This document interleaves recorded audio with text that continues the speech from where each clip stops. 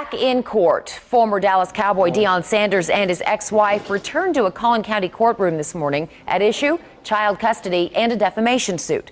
CBS 11's Arzo Dos just stepped out of that courtroom in McKinney. Arzo? Karen, the judge in this case has made it very clear he wants this thing done now, today. In fact, our cameras were here earlier when Pilar Sanders walked into the courthouse first, and then not too far behind was the NFL Network broadcaster and former Dallas Cowboy Deion Sanders. They're in court to work out child custody arrangements and a defamation suit. Now, Deion's attorneys wanted to have less visitation with their 3 children. As for the defamation suit, it includes statements Pilar made on social media accusing her ex-husband of attempted murder, child abuse, assault, and other crimes. Now, Pilar served 7 days in jail back in December after the judge found her in contempt of court.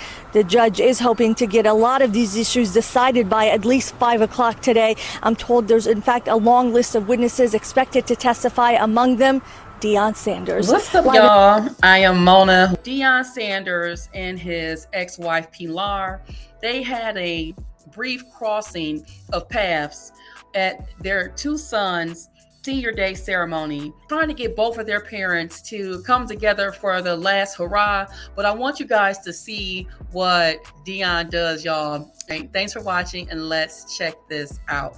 Number 21, Shiloh Sanders. Joined by Deion Coach Brian Sanders. For all of our honorees playing in their final game at safety. Number 21, Shiloh Sanders. Joined by Deion Coach Brian Sanders. For all of our honorees playing in their final game at safety. Number 20. He said, ma'am, I'm not messing around with you. I can't do it.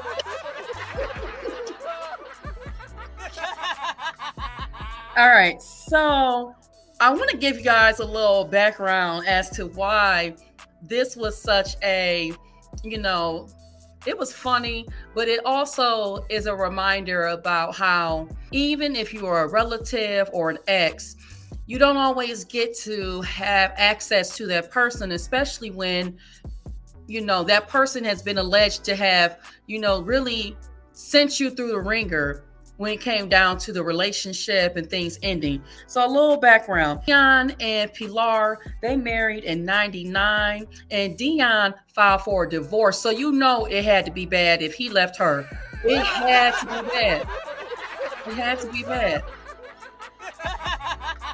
And, all jokes aside, it's not funny when people get divorced, but, we know that women tend to file for divorces, and it has to be, in my opinion, some really extenuating circumstances for a husband to file a divorce. Men can try to, look at the bigger picture, and try to see things through. And I'm not saying that that is okay, but in my opinion, women will leave literally over the smallest quote unquote inconvenience. If a man breathes wrong, Lord have mercy, they gonna file for divorce real quick.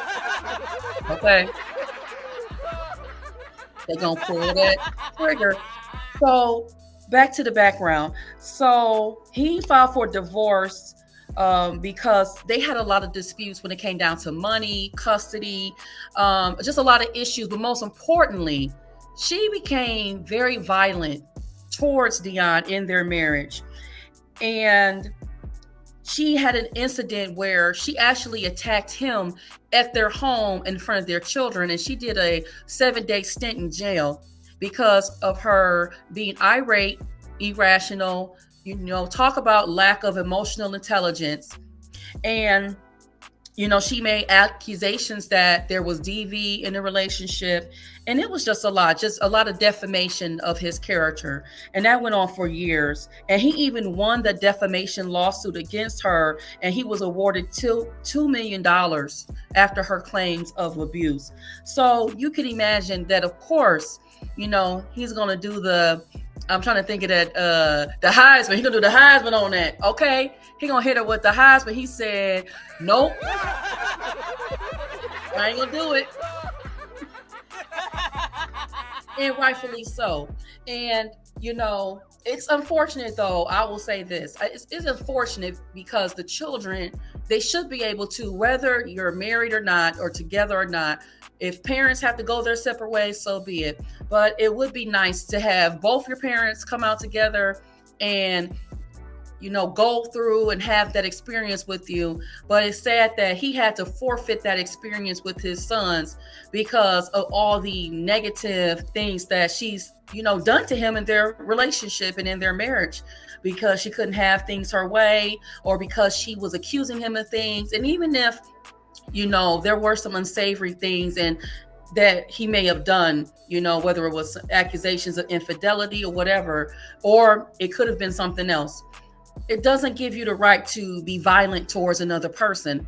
Okay. And that's just my opinion. It doesn't mean that what he may have done was okay, but you don't get the right to become violent and vice versa. If it was the other way around, that wouldn't be okay. And typically we know in these situations, we always tend to understand as women, right? If it's a woman going through something, it's justified. But when it's a man going through something, it's always, he must have done something. And for him to have held back when she physically attacked him, it says a lot about, the fact that he was trying to do the best that he could to maintain a positive image, because he would never want his children to see him, even if he was to defend himself like that in front of her. And so unfortunately, it led them to a path of divorce, a nasty, divorce, I should say, in the public eye and across social media. We're talking about 2011.